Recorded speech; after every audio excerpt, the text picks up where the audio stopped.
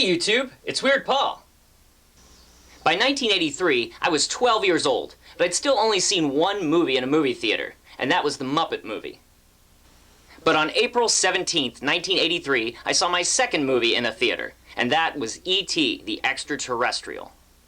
I was obviously excited about it, because I wrote about it in my journal that night. And here's a little comic I drew, where a girl's stuffed E.T. doll comes to life.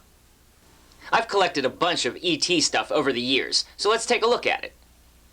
After I saw the movie, I cut some E.T. pictures out of the newspaper.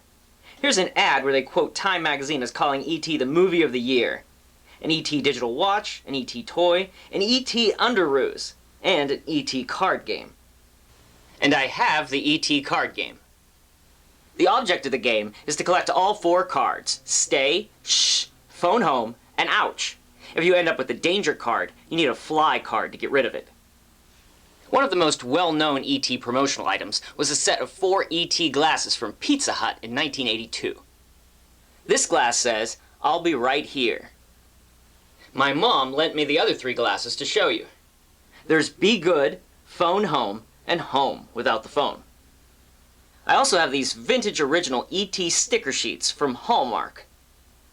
And of course, my sisters and I bought packs of E.T. trading cards that were produced by Topps. The complete set was 88 cards. I managed to collect 28 of them. I also got this E.T. eraser, which I definitely used. I think it was part of a set of knockoff erasers from Taiwan. And I have some cool E.T. pins. This one is certainly appropriate. I mean, I can't deny that. This pin of E.T. and Elliot is 6 inches in diameter, and eventually it got discounted to 99 cents. My mom lent me this E.T. tie pin that was produced by Avon. And here's another 6-inch pin of E.T. and Gertie. Thanks again, Mom.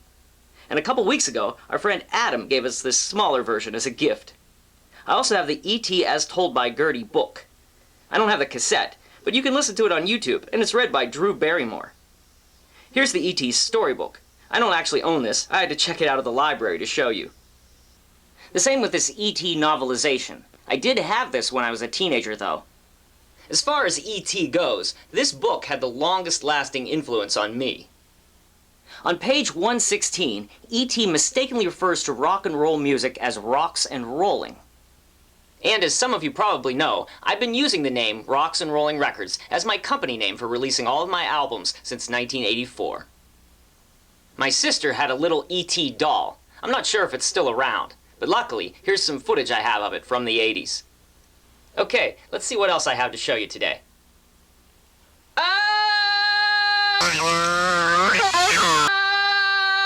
There were a lot of weird-looking E.T. dolls in the 80s, but this one takes the cake. It's got to be some kind of bootleg toy. Thanks to my mom for letting me show it to you. Other E.T. items came later, after E.T. was released on home video in 1988. This VHS edition of E.T. was released in a quantity of 11 million copies and retailed for $24.95. That might sound like a lot, but back then that was cheap for a major movie VHS release. The tape was released with green hubs, which Universal did to combat piracy of the tapes. The toy company Applause sold a set of 6 E.T. figures.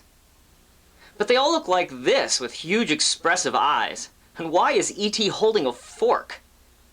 Here's a 1989 wooden E.T. postcard from Universal Studios, Florida.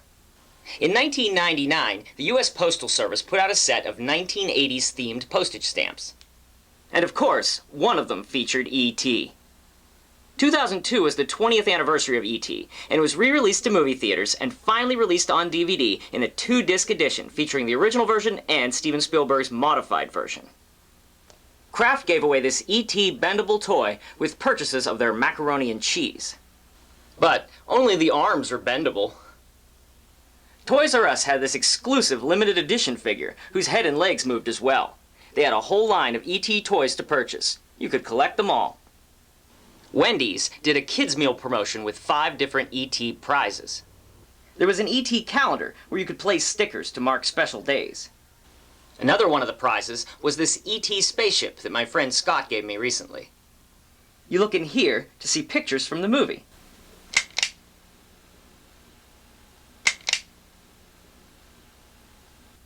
kinda similar to these vintage E.T. Viewmasters. I got these about 10 years ago while I was visiting Niagara Falls. There's still one E.T. item that I haven't talked about yet. Probably the most famous, or infamous, E.T.-related tie-in item was the 1982 Atari 2600 game. I first became aware of the game from this commercial that had aired on TV, featuring E.T. as a little Santa Claus. And then we received issue number 4 of Atari Age magazine, and there was no doubt we had to get E.T. After all, E.T. needed our help, though Atari were the ones who really needed help, since they were selling a subpar game for $39.95. We got E.T. for Christmas that year, and I still have this cassette recording of me trying to play it.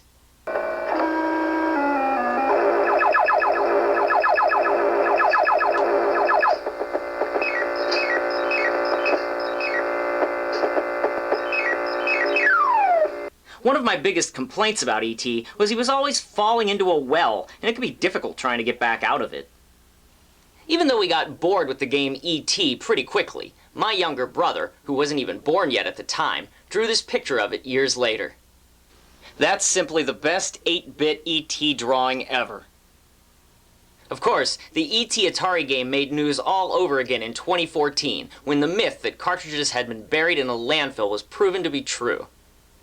But that's another story. I hope that you enjoyed seeing all of the E.T. collectibles today. If you did, don't forget to click on the like button down below. I'll see you soon with more memories. Thanks, YouTube.